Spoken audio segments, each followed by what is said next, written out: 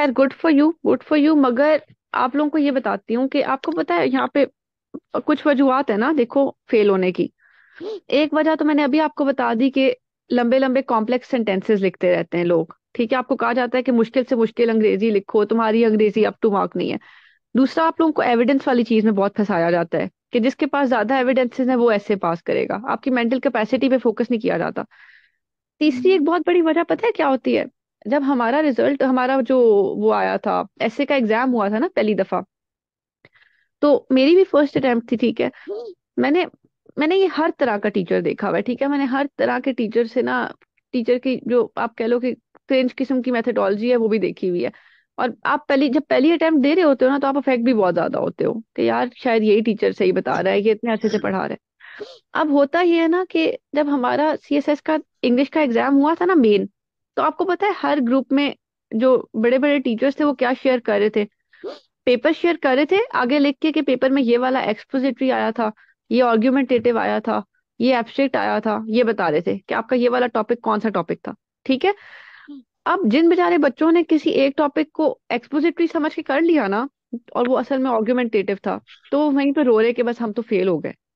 ठीक है, वो इसलिए कि टीचर्स ने बहुत ज्यादा डिस्टिंक्शन बनाई हुई है इस चीज की कि ये एक्सपोजिटरी है, ये आर्ग्यूमेंटेटिव है, ये पर्सुएसिव है, एब्स्ट्रैक्ट जिसको कहते होते, और इनका अपना अपना पैटर्न है।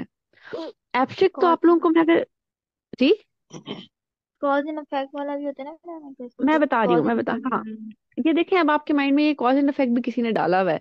अब आप लोगों को ये फॉर्मूलाज बताए जाते हैं कि एक्सपोजिटरी सिर्फ इस तरीके से करना है, आर्ग्यूमेंटेटिव इस तरीके से करना है, एब्स्ट्रैक्ट इस तरीके से करना है। और एब्स्ट्रैक्ट आपको सच बताऊं तो कोई टीचर पढ़ाता ही नहीं है, क्योंकि उन्हें पता ही नहीं होता एब्स्ट्रैक्ट क्या है। वो इसलिए क्योंकि एब्स्ट्रैक्ट कोई चीज ही नहीं है, असल में वो पर्सुएसिव ऐसे होता है। अब आप लोग उस टेक्निकलिटी में पढ़ जाते हो, आप लोगों को कहा जाता है कि अगर आर्ग्यूमेंटेटिव आएगा ना तो वो थीसिस, एंटी थीसिस, सिंथेसिस, वो उन चीजों में डाल देते हैं। तो जाहिर ही बात है, फिर अगर आपने एक्सपोजिटरी को आर्ग्यूमेंटेटिव समझ के थीसिस, एंटीथीसिस, सिंथेसिस लिखा तो आप फेल ही होगे। इतना डिफरेंट पैटर्न पढ़ाया होता है ना हर टाइप का, कि एक को दूसरा समझ लिया तो आप फेल हो जाते हो। अब आप लोग सिर्फ एक मिनट, वो हैं जो अभी हमारे पास रीडिंग कर रहे थे, अमार, आप, अमार नाम था ना?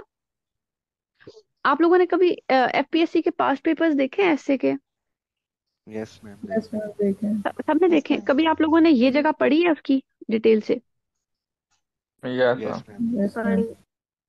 अच्छा, चलो फिर ये बताओ, ये पढ़ो जरा, बल्कि यहाँ से पढ़ो, वन पूरा पढ़ो, वन पूरा पढ़ो, जहां मैं रोकूं वहां पे आप रुकना, वन पढ़ो, पढ़ो। Make an outline and write a comprehensive essay, 2500 to 3000 words, on any one of the given topics. एक मिनट स्टॉप Make करना, अब देखो, एक मिनट। इसका मतलब ये है कि ऐसे में दो चीजों के आपको नंबर मिलेंगे, एक तो आउटलाइन के, उसके अपने सर्टेन नंबर्स होंगे, और एक कॉम्प्रिहेंसिव ऐसे के जो कि इतने वर्ड्स का होना चाहिए। पहली बात, अब आप आगे जाओ। make sure you use different forms of discourse. Example given: exposition, argumentation, description, and narration. Credit अब will एक be मिनट रुक जाओ, given for एक मिनट all. रुक जाओ, इधर ही रुक जाओ, इधर ही रुक जाओ। ये जरा दोबारा देखो। Make sure you do you use different forms of discourse, discourse for example exposition, argumentation, description, narration. क्या इन्होंने लिखा है कि make sure to identify what type of essay is given? इन्होंने कहा है कि आप एक ही एसे के अंदर डिफरेंट डिस्कोर्सेज यूज करें, जहां पे आपको लगता है कि एक्सपोजिशन यूज करनी है वहां वो यूज करें, जहां आर्ग्यूमेंटेशन यूज करनी है वो करें, जहां नरेशन करनी है वो करें, एक ही एसे के अंदर। क्या इन्होंने ये कहा है कि आप आइडेंटिफाई करें कि आपका कौन सा टाइप ऑफ एसे है? इन्होंने उसकी जगह डिस्कोर्स का लफ्ज यूज किया है कि नहीं? नो। Yes ma'am. यस फिर मैम। उसके बाद आप लोगों को हर टीचर ये पढ़ाता है कि तीन तरह के एसेज हैं, एक्सपोजिटरी, आर्ग्यूमेंटेटिव और एब्स्ट्रैक्ट। यहाँ पे इन्होंने डिस्क्रिप्शन और नरेशन भी लिखा हुआ है। ठीक है, और ऐसे नहीं लिखा, एक्सपोजिशन का फिनोमेना लिखा है, आर्ग्यूमेंटेशन का फिनोमेना लिखा है, डिस्क्रिप्शन का फिनोमेना लिखा है।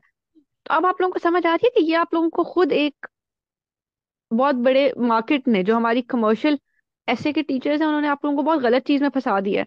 एफपीएससी इज नॉट कंसर्न कि आपने कौन सा टाइप ऑफ ऐसे लिखा है, दे आर ओनली कंसर्न कि उसमें जहाँ पे टॉपिक की डिमांड है कि आप एक चीज यूज करो, आपने वो यूज की है कि नहीं। ऐसे ही है ना? Yes ma'am. Yes, ma'am. तो अब आप लोग ये देखो, आप लोग, अगर मैं हल्का सा आपसे, चलो अब बाद में एक बात पूछूंगी, मगर अभी आप लोगों को ये इधर से आपने ये चीज ग्रैब कर ली कि नहीं? यहाँ तक ये चीज जी मैम, कर ग्रैब लिए। की कि नहीं?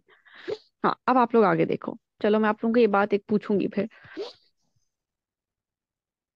हाँ, हमेशा देखो, आप लोगों को अभी पहले बताया था, आप लोगों के लिए सोर्स क्या होनी चाहिए, कोई टीचर नहीं बल्कि आपका अपना अपनी इनसाइट, जिस पे आप कन्विंस हो जाओ। आपका एफपीएससी और आपका इंटरनेशनल स्टैंडर्ड्स। अब आपने देख लिया ना एफपीएससी क्या कह रहा है आपको। अब आप लोगों का इस चीज पे दीन ईमान हो जाना चाहिए कि हम लोगों को rather than getting into the type of ऐसे, हमें ये देखना है कि हमारे टॉपिक क्या मांग रहे हैं और हमें उसके साथ जस्टिस करना है, ठीक है। वो मैं आपको बताऊंगी कैसे करोगे। अब जो 4 मेन टाइप्स है ना एसे की, जो दुनिया मानती है, ये अब इंटरनेशनल स्टैंडर्ड्स पे हम हैं, ठीक है। इंटरनेशनली दुनिया जो मेन 4 टाइप्स कहती है वो ये है, जरा इनको पढ़ो। कौन रीड करेगा? मैम मैं करूँ? हाँ हाँ, करें, प्लीज करें। स्टार्ट कहाँ से करूँ? यही इधर आर्गुमेंटेटिव इधर से? आर्गुमेंटेटिव से करें। Okay. Argumentative, forming an opinion by research, building an evidence-based argument. Has the internet had a positive and or negative impact on education? और एक्सपोजिटरी भी पढ़ लें। Expository है हमारे पास knowledge of a topic, communication, communicating information clearly, explain how the invention of the printing press changed European society in the 15th आप एक century. Minute stop करें। अब आप लोग जरा बहुत गौर से मेरी बात सुनना, ठीक है। हम लोग यहाँ पे कोई पॉलिटिकल डिस्कशन नहीं कर रहे, मगर लेट्स सपोज कि आप लोग मेरे साथ बैठे हो मेरे ड्राइंग रूम में, ठीक है। आप लोग मेरे साथ बैठे हो मेरे ड्राइंग रूम में। मैं आपसे कहती हूँ कि आप किस पार्टी को सपोर्ट करते हो। आपने कहा कि मैं पीएमएलएन को सपोर्ट करता हूँ, ठीक है। आपने कहा मैं पीएमएलएन को सपोर्ट करता हूँ। मैं आपके पास बैठी, मैंने कहा अच्छा, मैं एक ऑर्गेनाइजेशन को सपोर्ट करती हूँ पीटीआई, ठीक है। मैं एक सॉरी, ऑर्गेनाइजेशन नहीं, मैं एक पार्टी को सपोर्ट करती हूँ पीटीआई, ठीक है। पीटीआई जो है वो इस साल में बनी, उसके फाउंडर का ये नाम है, ठीक है। उसमें अभी इतने मेंबर्स हैं, उसका फ्लैग इस कलर का है। ये मैं आपको क्या बता रही हूँ पीटीआई के बारे में? Explanation, exposition. एक्सप्लेनेशन। इंफॉर्मेशन दी है ना, सिंपल, सिर्फ इंफॉर्मेशन दी है। तो ये जी। कौन सा टाइप हो गया? कौन सा एक्सपोजिटरी। टाइप? एक्सपोजिटरी। Expository हो गया। अब मैं आपसे कहती हूँ कि आप पीएमएलएन को सपोर्ट करते हो, पर मैं तो पीटीआई को सपोर्ट करता हूँ। और उस सपोर्ट करने के पीछे मेरे पास रीजन ये है कि उन्होंने सेहत कार्ड बनाया, उन्होंने पेशावर में मेट्रो चलाई, उन्होंने इकोनॉमी बेहतर की थी, लॉन्ग टर्म प्रोजेक्ट्स थे, ठीक है। तो मेरे पास ये रीजन है उनको सपोर्ट करने के लिए। यहाँ पे अब मेरे पास 2 ऑप्शंस थे, एक पीएमएलएन को सपोर्ट करना, एक पीटीआई को। मैंने कहा कि मेरा, मैं किसके साथ हूँ, पीटीआई के। और उसके ऊपर मैंने आपको रीजंस दिए, आर्ग्यूमेंट्स दिए। और वो आर्ग्यूमेंट्स कैसे हैं, रैशनल है या बेसलेस है? रैशनल है। रैशनल है ना? Rational है। तो ये आपके पास क्या हो गया? आर्गुमेंटेटिव। आर्गुमेंटेटिव। आर्गुमेंटेटिव। अब मैं आपके साथ ड्राइंग रूम में बैठी, मैंने कहा तुम पीएमएलएन को सपोर्ट करते हो, हाउ डेयर यू, तुम आज पीटीआई के हो के रहोगे। मैं तो तब तक उठूंगी नहीं यहाँ से जब तक तुम पीटीआई को नहीं सपोर्ट करते। पीटीआई को सपोर्ट करो। पीटीआई को देखो, वो रियासत मदीना की बात करते हैं, वो अल्लाह रसूल की बात करते हैं। उनका लीडर देखो, उसे जेल में डाल दिया है, उनको इस्तीफा बैट का सिंबल नहीं मिला, उनको देखो उन पे जुल्म कितना हो रहा है। देखो वो आर्मी के अगेंस्ट बात कर रहे हैं, उनको तुम देखो तुम। और उसके अलावा उनके काम देखो, उन्होंने मेट्रो भी बनाई, उन्होंने सेहत कार्ड भी बनाया। तुम मानो या ना मानो, पर तुमने आज पीटीआई का हो के रहना है, तुम्हें होना पड़ेगा, ठीक है। अब देखो मैं क्या कर रही हूँ। मैंने कहा मेरे पास 2 ऑप्शंस हैं, पीटीआई पीएमएलएन। मैंने कौन सा लिया? पीटीआई। मैंने कहा कि मैं तुम्हें भी पीटीआई का करके छोड़ूंगी, मेरे एग्जामिनर को भी मेरे स्टैंड पे कन्विंस होना पड़ेगा। सेकेंडली, उसके लिए मैंने देखो जो 7 आर्ग्यूमेंट्स दिए कि उन्होंने सेहत कार्ड और मेट्रो शेट्रो बनाई, वो रैशनल आर्ग्यूमेंट्स है कि नहीं? है ना? है यस कि नहीं? मैम। पर साथ जो मैंने कहा कि भाई रियासत मदीना, अल्लाह रसूल की बात, उनका चेयरमैन जेल में, ये कैसे आर्गुमेंट्स हैं? इरैशनल है, बेसलेस है, इमोशनल है। यही यस बात है। मैम। जी। मतलब मैंने इमोशंस भी यूज किए, मैंने रैशनल आर्गुमेंट्स भी यूज किए, मैंने मोरालिटी को भी बीच में लाया। और मैंने कोशिश क्या की कि मैं तो हूं ही हूं इस पे, मगर मैं सिर्फ अपनी अपनी पीटीआई की सपोर्ट पे आर्गुमेंट्स नहीं दूंगी, बल्कि मैंने एग्जामिनर को भी अपनी बात पे लाना है। ये अब क्या है? डिस्क्रिप्टिव। नहीं, ये परसुएसिव या एब्स्ट्रैक्ट है। क्या है? Persuasive abstract. परसुएसिव या एब्स्ट्रैक्ट। इसमें मैं आपको परसुएट कर रही हूँ, परसुएट, इसी को एब्स्ट्रैक्ट बोलते हैं, जिसमें आप एक तो एग्जामिनर को भी अपने कैंप पे लाओगे, परसुएट करोगे, और दूसरा इसमें आप 3 स्ट्रेटजीज यूज करोगे। रैशनल आर्ग्यूमेंट्स तो करने ही करने, साथ इमोशंस और मोरालिटी भी। अब आप लोगों को ये डिफरेंस क्लियर हुआ, बजाय यहाँ से पढ़ाने के? अगर मैं आप लोगों को बिल्कुल सादा जुबान में बताऊं तो यस मैम। क्लियर हो गया? Yes ma'am. देखो, जब तक आपको किसी चीज को करने का मकसद नहीं पता ना, आप वो चीज पास नहीं कर सकते। मैंने आपको शुरू में बताया कि इंग्लिश पढ़ने का मकसद क्या है, कि आप लोगों ने ये दिखाना है एग्जामिनर को कि आप एक अच्छे एसी बन के डीसी को इफेक्टिवली इंफॉर्मेशन दे सकते हो, एक सिंपल वे में, एक इफेक्टिव वे में। ठीक है।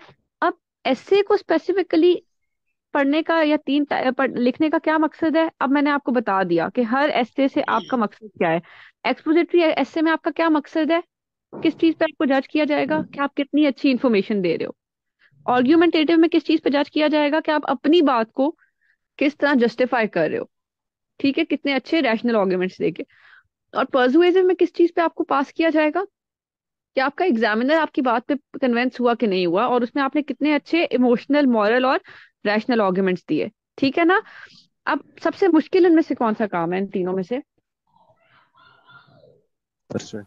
Abstract पर्सुएट करना। क्योंकि आप मुझे बताओ, आर्ग्यूमेंटेटिव तो आसान है ना। देखो, उसमें आपने एग्जामिनर, आप कहते हो कि अभी सुबह है, एग्जामिनर कहता है रात है, तो एग्जामिनर बेशक रात समझता रहे, वो बेशक ऐसे के एंड में भी कहे कि रात ही है, मगर अगर आपने अच्छे आर्ग्यूमेंट्स दिए ना कि मैं क्यों मानता हूँ कि अभी सुबह है, तो वो आपको मार्क्स दे देगा। मगर पर्सुएसिव में आपने उसको भी मनाना है कि अभी सुबह है। तो मुश्किल काम कौन सा है, आप मुझे बताओ। आप लोग परसुएट सारे करना। ऑन एवरेज 24-25 साल के होगे, क्या आप अपना 24-25 साल का ओपिनियन किसी का एक ऐसे पढ़ के चेंज करोगे? नो। No ma'am. तो इसलिए पर्सुएसिव का काम ना थोड़ा मुश्किल होता है। अगर तो एग्जामिनर पहले से आपकी बात पे कन्विंस्ड है ना, आपकी किस्मत है कि आपने एब्स्ट्रैक्ट ऐसे लिखा और एग्जामिनर के माइंड में भी वही है जो आपके माइंड में है, तो फिर तो वो पहले से पर्सुएड हुआ हुआ है ना। आप जो लिख रहे हो वो बोनस है। मगर अगर वो उस साइड पे पहले से नहीं है, तो फिर थोड़ा सा आपके चांसेस फेल होने के बढ़ जाते हैं, क्योंकि पर्सुएसिव में आप तभी पास होते हो जब एग्जामिनर एंड में आपकी बात पे कन्विंस हो चुका हो। ठीक है, ये बात समझ आई? जी। यस तो मैम। इसलिए सेफेस्ट ऐसे कौन सा है, सेफेस्ट? एक्सप्लोरेटरी। आर्गुमेंटेटिव। नहीं ना। एक्सप्लोरेटरी। देखो, आप लोगों ने कभी जिंदगी में तकरीर की है, स्पीच की है, जी यस जी बिल्कुल। मैम। Yes ma'am. और कभी डिबेट्स की हैं? Yes ma'am. डिबेट्स। देखो, जो स्पीच होती है ना, स्पीच जो आप बचपन में जाके स्टेज पे पढ़ते होते थे कि कायदे आजम पाकिस्तान के बानी थे, कायदे आजम इस डेट को पैदा हुए, कायदे आजम जो है वो ऐसे थे और वैसे थे। आपने सिर्फ कायदे आजम के ऊपर रट्टा मारा हुआ है और आपने वो बताना है, उसको एक्सपोजिटरी कहते हैं। और अगर आप डिबेट कर रहे हो कि आपके पास 2 साइड्स हैं, उनमें से पहले एक साइड लेना और फिर उस साइड को जस्टिफाई करना, वो आर्ग्यूमेंटेटिव है। तो सीधा सीधा रट्टा मारी इंफॉर्मेशन देना आसान है कि ये वाला काम आसान है? मैम रट्टा। स्पीच आसान है। रट्टा मारी। हाँ। तो मैं अपने स्टूडेंट्स को हमेशा ना ये देती होती हूँ, एक स्पेक्ट्रम। ये एक्सपोजिटरी है, ठीक है, ये आर्ग्यूमेंटेटिव है, और ये आपका एब्स्ट्रैक्ट है। और इनके बीच में बहुत क्लियर बाउंड्री नहीं होती, ठीक है ना। आप लोगों को जब मैं लिखने का तरीका सिखाऊंगी तो वो तकरीबन सबका सेम ही बनेगा, ठीक है। तो आप लोग अगर एक को दूसरा भी समझ लो ना, आप फेल नहीं होगे। सिर्फ आपको वैसे ये तरीका, इसलिए मैंने आपको ये सारे डिफरेंसेस एक्सप्लेन किए ना, ताकि कल को जब मेरे पास से आप चले जाओ ना, तो कोई आपका कॉलीग, कोई रूममेट, कोई टीचर आपको बैठ के ये कहे ना कि तुम कैसे ऐसे पास करोगे, तुम्हें तो फर्क ही नहीं पता, तुम्हें तो तुम्हारे किसी टीचर ने एक ही पैटर्न सिखा दिया है तीनों के लिए। तो आप लोगों को आगे से ये कम बैक पता हो कि नहीं, मुझे तुमसे ज्यादा अच्छा फर्क पता है। अब पता है ना आप लोगों को बाकी बच्चों से ज्यादा अच्छा फर्क कि नहीं, समझ आ गई है? Yes ma'am. मैम अब मैं तुम नोवा में गई थी, मैंने सेशन लिया। वहां पे तो टीचर जो है वो फर्स्ट डे यही डिफरेंशिएट करते हैं कि कौन सा ऐसे, और उसको ऐसे ही लेके चलना है। अगर आपने कोई और साइड ली तो आप बस फेल हैं वहां पे। हाँ, तो वो इसीलिए ना, क्योंकि वो आपको हर ऐसे का तरीका अलग सिखा देते हैं, हालांकि वो इंटरनेशनली अप्रूव तरीका ही नहीं है, ठीक है ना। मैं आपको बता दूंगी कि आपको मैंने बता दिया कि तीनों में फर्क क्या है। बाकी अब आप लोग जब पैटर्न देखोगे ना, तो आप लोगों को मैं ऐसे लिखने का ऐसा तरीका सिखाऊंगी कि आप लोगों को बेशक ये समझना है कि कौन सी टाइप ऑफ ऐसे है। आप लोग फेल नहीं होगे इंशाल्लाह, ठीक है। तो आप लोगों ने ये जो अब ये वाला काम करने का मकसद था ना, आप लोगों को ये तीनों का फर्क बताना, वो सिर्फ यही था कि कल को आप किसी ऐसे सेशन में जाओ ना, तो आपको कोई मिसगाइड ना करे। अब आप लोग श्योर हो ना अब आप लोगों को समझ आ गई है ना? मैम एक क्वेश्चन है। जी जी। मैम ये जब हमने वो पेपर पढ़ा जिसके ऊपर वो एग्जामिनर ने लिखा चलो होता आवाज है नहीं आ कि रही। मैं मैम जो वो हमने पेपर पढ़ा ना ऐसे का, और उसके ऊपर जो हाँ हाँ हाँ लिखा हुआ होता है कि make use of different different forms of हाँ हाँ डिस्कोर्सेस, डिस्कोर्सेस। और उसमें जो ये सारे मतलब दिए हुए होते हैं, तो मुझे ऐसा लगता था कि ये कह रहे हैं कि आपने जो है ना मतलब कि ये सारे जो है ना जहाँ पे आपको आर्गुमेंट करना है वहां पे आप आर्गुमेंट करें एक ही ऐसे में, और जहाँ पे तो डिस्कोर्स यूज यही है करना है ना, वहां पे यही है। डिस्कस। हाँ यही तो है। मैम लाइक डिफरेंट फॉर्म्स आप एक ही ऐसे में मतलब यूज कर सकते हैं, वो आप बताऊंगी, वो मैं आर्गुमेंट आपको भी कर बताऊंगी। सकते हैं। वो मैं आपको ओके अपने ओके ऐसे से बताऊंगी, ठीक है? अभी सब्र कर जाएं, अभी सिर्फ ये बातें माइंड में रखें, ठीक है? ओके अब मैम। आप ये देखें, अब आप लोगों के पास आर्ग्यूमेंटेटिव ऐसे में यही लिखा हुआ है ना कि आपने अपना ओपिनियन देना है और एविडेंस बेस्ड आर्ग्यूमेंट्स देने हैं। अब ये वही बात है कि नहीं जो मैंने अभी समझाई है? जी यस मैम वही मैम। है। और अब ये पढ़ लो topic, has the internet has the rise of internet had a positive और नेगेटिव इम्पैक्ट ऑन एजुकेशन। इसमें आप दोनों साइड्स ले सकते हो ना, पॉजिटिव और नेगेटिव। यस जी मैम। मैम। और फिर एक साइड लेके आपने उस पे अच्छे अच्छे रैशनल आर्गुमेंट्स देने हैं। एक्सपोजिटरी क्या है कि आपके पास सिर्फ टॉपिक हो नॉलेज का, ये स्किल आपका टेस्ट होगा और आप उसको प्रॉपरली कम्युनिकेट कर लो। अब ये देखो, explain how invention of printing press change European society in 15th century. ये सीधा सीधा आपको पता हो कि 15वीं सेंचुरी के अंदर प्रिंटिंग प्रेस का क्या रोल था सोसाइटी की, जो आपके पास इनोवेशन थी सोसाइटी में जो आई थी, ठीक है? आपके पास नॉलेज है, आपने सीधा सीधा उसको ऑर्गेनाइज कर देना है। वो सिर्फ आपका ये टेस्ट करेंगे कि नॉलेज है कि नहीं और नॉलेज को एक्सप्रेस कैसे किया। अब ये नरेटिव और डिस्क्रिप्टिव क्या बलाएं? नरेटिव ये होता है, आप लोगों ने कभी रुदात दिखी है? रुदात नवीसी की है कभी? Yes ma'am. जी मैम की थी। हाँ, मेरे दोस्त की सालगिरह थी, ठीक है? या मैं मैं और मेरा दोस्त पहाड़ चढ़ने चले गए, उसको आपके पास नैरेटिव कहते हैं। आप नरेट कर रहे हो कोई स्टोरी, ठीक है? You have to write about an experience, ठीक है? और डिस्क्रिप्टिव क्या होता है? आप लोगों ने डिस्क्रिप्टिव में ना बेसिकली किसी, आप लोगों ने कभी बायोग्राफी देखी है? बायोग्राफी। Yes ma'am. जी मैम। यस हाँ, मैम। तो जब आप किसी इंसान की बायोग्राफी लिख रहे हो या फिर आप कोई चीज आपके सामने पड़ी है, एक मेज है, मेरे सामने मेज है, ये मेज लकड़ी की है, इसके 4 पाँव हैं, ये आप डिस्क्राइब कर रहे हो ना, इसको इसको डिस्क्रिप्टिव कहते हैं, ठीक है? ये बेसिकली हम लोग सीएसएस के ऐसे में ये दोनों चीजें कम कम अप्लाई करते हैं, ठीक है? कम कम अप्लाई करते हैं। तो मैम बेसिकली आपको मेन बताने थे वो ये दो थे, ठीक है? अब आप आगे आ जाओ। अब आप लोग जरा ये देखो, ये आपके पास कुछ देखो, आपके पास ना सीएसएस का जो एग्जामिनर ज्यादातर एसएस दे रहा है ना, तो वो या तो ऐसे होते हैं कि उनमें ज्यादा प्रीडोमिनेटली एक्सपोजिशन की टेक्निक अप्लाई होती है या आर्ग्यूमेंटेशन की। बाकी आप लोग जरा इनमें से एक दो पढ़ो, ये वाला पढ़ो जरा, ये We पढ़ो, are training our kids to kill. या फिर ये वाला पढ़ो, ये वाला। If life gives you lemons, make lemonade. हाँ, तो क्या ये आप लोगों को पीछे जो मैंने एक्सपोजिटरी और आर्ग्यूमेंटेटिव बताए हैं उन पे फिट हो रहे हैं ये टॉपिक्स?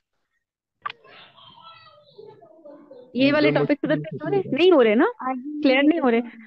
तो ये, हाँ, वो आप लोगों को, ये मेरे सब बैचेस को ना कहीं आर्ग्यूमेंटेटिव लगता होता है। उसकी वजह ये होती है, मैंने आपको बताया था कि बीच में बाउंड्री बहुत क्लियर नहीं होती, ठीक है ना? थोड़ा बहुत आपको कभी कभी लगता है कि ये आर्ग्यूमेंटेटिव है, और आपने अगर इसको आर्ग्यूमेंटेटिव भी समझ लिया तो आप पास हो जाओगे। वो मैं आपको बताऊंगी कैसे। अलबत्ता ये सारे वो ऐसे हैं जिनको कॉमनली एकेडमीज ना एब्स्ट्रैक्ट का नाम देती हैं, ठीक है ना? और है ये क्या होते हैं असल में, जिसको कॉमनली एब्स्ट्रैक्ट कहा जाता है, अगर हम इंटरनेशनल स्टैंडर्ड्स पे देखें तो ये कौन सी टाइप है? Persuasive. परसुएसिव। तो इन एसेस को आपने ऐसे करना होगा, ठीक है ना? वो आपको मैं तरीका आगे सबका पैटर्न सिखाऊंगी। तो ये 3 मेन आपने सीखने, ठीक है? ये 3, बाकी इनका भी मैंने आपको बता दिया कि ये क्या टेक्निक्स होती हैं, ठीक है ना? अब आप आगे आ जाओ। ये अब मैं आप लोगों को हल्का हल्का काली पढ़ा दूंगी, ठीक है? ये सिंपल वही है कि एसेस जो है ना, हमने उनके बारे में ही लिखा हुआ है कि उनकी थोड़ी थोड़ी एक्सप्लेनेशन लिखी हुई है। ये देखो, ये देखो, ये हमने लिखा हुआ है कि जो आपके पास, सिर्फ ये देख लो कि एक एक्सपोजिटरी ऐसे जो होता है उसमें हमने सिर्फ फैक्चुअल इंफॉर्मेशन देनी होती है, यानी फैक्ट्स देने हैं। इसका पर्पस क्या है? रीडर को एजुकेट करना, ठीक है? इसमें अब ये वाली जगह जरा गौर से पढ़ो, इसको कोई पढ़े, इसको कोई पढ़े। मैं पढ़ूं? जी जी प्लीज पढ़े। While it may also entertain or persuade the reader, these are secondary benefits and not the author's goal. अब एक मिनट रुकना, देखो इसका ये मतलब है कि यहाँ पे आप पर्सुएसिव टेक्निक अप्लाई कर सकते हो, यहाँ पे आप काउंटर आर्गुमेंट भी दे सकते हो, ठीक है। काउंटर आर्गुमेंट या पर्सुएसिव टेक्निक्स असल में तो आर्गुमेंटेटिव या पर्सुएसिव ऐसे का पार्ट होती है ना, पर यहाँ पे भी आप एज सेकेंडरी बेनिफिट दे सकते हो। अगर मैंने यहाँ पे सेकेंडरी बेनिफिट के तौर पे दे दिया तो फिर तो कोई मेरा फर्क नहीं पहचानेगा। चलो इसको मैं आपको एक और तरह से समझाती हूँ। देखो एक्सपोजिटरी में आपने फैक्चुअल इन्फॉर्मेशन देनी है ना, फैक्ट देने हैं ना, सीधा सीधा नॉलेज देना है, यही बात है, ये तो आप सबको समझ आ गई है ना, जी मैम जी। आ गई है। अच्छा Yes, अब ma'am. एक मिनट के लिए एक लेट्स सपोज मैं आपको देती हूँ कि climate change climate change climate change 21st century का एक बहुत बड़ा मसला है। ये किस तरह का ऐसे है, कोई बताएगा ये किस किस्म का ऐसे है? Expository है मैम। मैम एक्सपोजिटरी है। एक्सपोजिटरी है। इसको हम ऐसे लिख सकते हैं, इसको ऐसे लिख सकते हैं, climate change as as the deadliest threat of 21st century. यानी मुझे क्लाइमेट चेंज पे इंफॉर्मेशन दो, किस तरह कि वो डेडलीस्ट थ्रेट है, एज क्लाइमेट चेंज को एक्सप्लेन करो as a deadliest threat of 21st century. ये एक्सपोजिटरी है ना। Yes ma'am. अब मैंने आपको दिया is climate change the deadliest threat of 21st century, या मैं कह दूं कि क्लाइमेट चेंज इज, एज नहीं is the deadliest threat of 21st century. कि क्लाइमेट, इसमें अब आपके पास दो ऑप्शन है ना, आप कह सकते हो कि यस और नो दोनों कह सकते हो, यही बात है ना। Yes ma'am. हाँ आप लोग देखा करो कि कहाँ पे ट्रू और फॉल्स लगता है। देखो अगर मैं कहूँ climate change as the deadliest threat of 21st century, as is नहीं एज, क्या इसमें ट्रू फॉल्स लगता है? ट्रू या नो फॉल्स का मैम। ऑप्शन है। मगर अगर मैं कहूँ climate change is the deadliest threat of 21st century, तो इसमें ट्रू फॉल्स लग सकता है कि नहीं? Yes ma'am. तो ये आर्गुमेंटेटिव है। अब आप लोगों के पास क्या ऑप्शन है दो यहाँ पे, climate change is the deadliest threat of 21st century या फिर is climate change the deadliest threat of 21st century. इसमें क्या दो ऑप्शन है जो आप ले सकते हो? इट इज और इट इज नॉट। आप कोई एक ले लो। It is. It is. अब आपने कहा कि climate change is the deadliest threat of 21st century अपने आर्गुमेंटेटिव ऐसे में। मैंने नीचे अपने एक्सपोजिटरी में क्या कहा था, climate change as the deadliest threat of 21st century. अब क्या मैं और आप एक पॉइंट पे आ गए कि नहीं? अब मेरा और आपका ऐसे एक ही बन गया कि नहीं स्टैंड लेने के बाद? Yes ma'am. Yes, ma'am. तो आर्गुमेंटेटिव भी एक्सपोजिटरी बन जाता है once you have taken a stand. अब मसला समझ आया आपको? Yes ma'am ma'am. लेकिन आर्गुमेंट में हम एंटीथीसिस भी तो देते हैं, वो नहीं तो देना है यही तो मुझे। गलत है ना, यही तो गलत है ना। देखो आप मुझे एक बात बता दो, मैं आपसे कहती हूँ कि मैं आपको कहती हूँ मैं आपको 5 आर्ग्यूमेंट्स दूंगी कि सूरज मशरिक से निकलता है, और फिर मैं आपको 5 आर्ग्यूमेंट्स दूंगी कि नहीं सूरज मगरिब से निकलता है। आप मेरी आपको फिर क्या समझ आएगी, आप मेरी किस बात पे कन्विंस होगी? मैंने आपसे कहा कि 5 रीजन कि सूरज मशरिक से निकलता है, और आप 5 रीजन है कि सूरज मगरिब से निकलता है, आप किस बात पे कन्विंस होगी? जिससे मैं एग्री करेंगे। मैं आपकी स्टूडेंट हूँ, आप एग्जामिनर हो, मैंने ऐसे लिखा है। पहले मैंने कहा कि सूरज मशरिक से निकलता है और उस पर 5 रीजंस दी, और फिर मैंने कहा सूरज मगरिब से निकलता है, मशरिक से नहीं निकलता, तो उस पर भी 5 रीजंस दी। तो आपको क्या समझ आई, सूरज कहाँ से निकलता है? कंफ्यूजन है। कंफ्यूजन हो गई ना। Yes, yes ma'am. मैम। अब मैं आपसे कहती हूँ कि सूरज मशरिक से निकलता है, मैंने उस पर 5 रीजन दी, और मैंने कहा कि नहीं सूरज मगरिब से भी निकल सकता है, उस पर मैंने एक रीजन दी। अब आप किस पे कन्विंस हो गए? सूरज मशरिक से निकलता है। हाँ क्योंकि मेरा स्टैंड क्लियर हो गया। आप लोगों को ये जो कोई भी पढ़ा रहा है ना कि 5 थीसिस लिखो फिर 5 एंटी थीसिस लिखो, तो ये बच्चों आप अपने आप को फेल करा रहे हो सीधा सीधा। चाहे साइंटिफिक एक्सपोजिटरी, मैम। आप नहीं सिंथेसिस वो भी गलत है ना। देखो ये भी पागलों वाला तरीका नहीं है। मैं आपसे कहूँ कि 5 रीजन है सूरज मशरिक से निकलता है, 5 रीजन है सूरज मगरिब से निकलता है, और फिर 5 रीजन है कि सूरज मशरिक से निकलता है। ये तो देखो पागलपन है ना। आपने पर्पस फुलफिल करना है ना। आप ये देखो मेरी बात सुनो, आप लोग ये 3 लफ्ज याद रखो, ये 3 लफ्ज अपने पास लिख लो कहीं पे। एक्सपोजिटरी के लिए लफ्ज देखो, ई फॉर एक्सपोजिटरी। ये अपना माइक म्यूट करें जिनके भी पीछे नॉइस आ रही है। ठीक है, पहले आपके पास ई फॉर एक्सपोजिटरी है ना, तो E for education, E for educate, E for, E for क्या रखा हमने? Educate. एक्सपोजिटरी ऐसे के लिए आपके माइंड में पहला लफ्ज क्या आना चाहिए? Educate. ए फॉर आर्ग्यूमेंटेटिव है, इसके साथ रखो जस्टिफाई।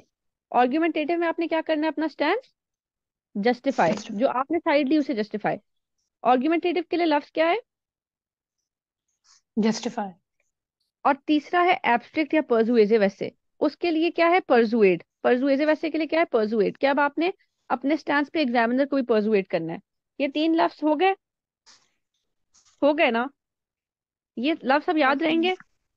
अब यस मैम। आपका जो सवाल था ना, देखो आप आर्ग्यूमेंटेटिव के बारे में पूछ रही हो, आपका मकसद क्या है? अपना स्टैंड जस्टिफाई करना। ठीक है, बजाय इतना फालतू लंबा काम करने के ना, चाहे आपका ऐसे एक्सपोजिटरी है, चाहे आपका ऐसे आर्ग्यूमेंटेटिव है, आर्ग्यूमेंटेटिव में फर्क ये है कि आपने सिर्फ स्टैंस लेना है, जब ले लिया तो वो भी एक्सपोजिटरी बनेगा।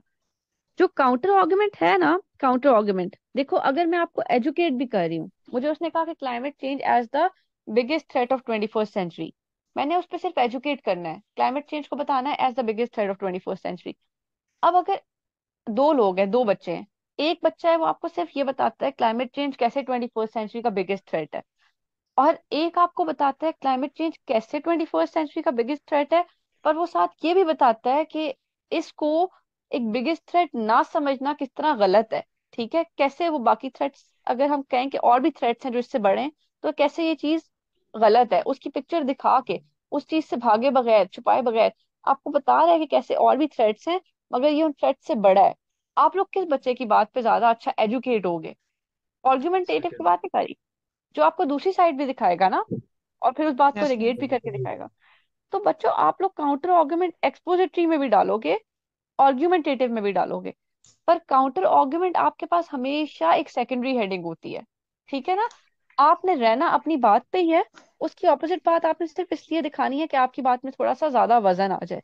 वो हमेशा सेकेंडरी चीज है, हमेशा सेकेंडरी चीज है, आपके टॉपिक से इररेलेवेंट चीज है, जिसको आप सिर्फ इस मकसद से कर रहे हो कि आपका थोड़ी सी बात में वजन आ जाए, तो उसको मैक्सिमम 1 से 2 पैराग्राफ्स देते हैं। ये जो बराबर बराबर थीसिस एंटीथीसिस वाला गेम है, ये गलत है। आप अपने एक्सपोजिटरी में भी काउंटर डालोगे, आप अपने आर्ग्यूमेंटेटिव में भी काउंटर डालोगे, और वो काउंटर सिर्फ 1 से 2 पैराग्राफ्स में डालोगे। ठीक है ना? मैम, ये चीज ये मैं जो हम आपको, जी जी पूछे। काउंटर आर्ग्यूमेंट्स डालेंगे, ये हम पहले लिखेंगे या फिर बाद में?